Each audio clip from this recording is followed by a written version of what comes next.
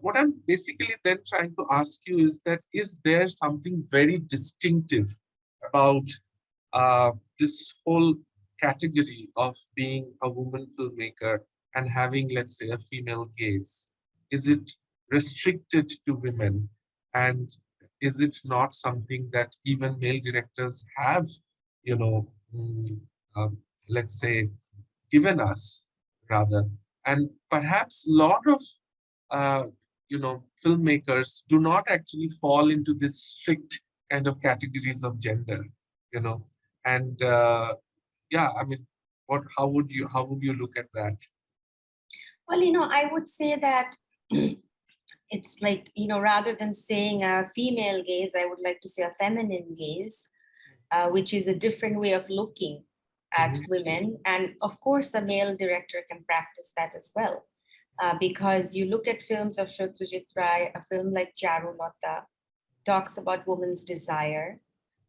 A film like Rubaiyat, a very complicated narrative of a woman who's deeply politically motivated, But then you think about these stories, these were written by Tagore, who's a man, who's actually not a man, he's beyond, I think he's somebody who has written many texts that you read it and you're like, oh, it's written by a woman, but not every artist can transcend to that level, is what I believe.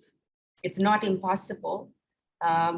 Artists can transcend their class, their gender, but it always doesn't happen. And you take example films of Ritu Porno, not Ritu Porno, but you take, for example, films of Ritik Hoto. A film like Shubarno Rekha, which one could argue it's a film about a woman, but the woman is not a person in the film. She's a cultural metaphor for the nation,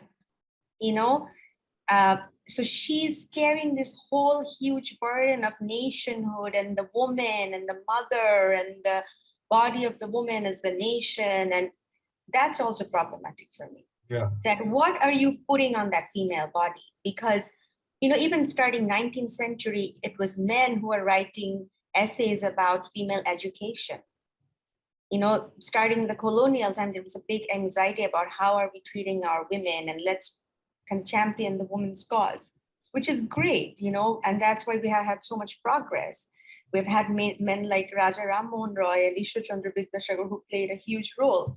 But at the same time, there comes a time when you look at the representation and you see the imbalance, that, okay, I wish that there was also a female who had reached the level of Satyajit Ray in Bengali cinema that I could grow up watching. I grew up watching Satyajit Ray, which is great, but I wish that I had, similar influences from women, because, when a woman makes a film, it's not only about the film that she makes, but it's also the journey that she has taken to become the director on the set. That's a very long and difficult journey that happens against a lot of social odds. And I think film sets, filmmaking process is a very sexist, highly sexist environment, highly misogynist environment.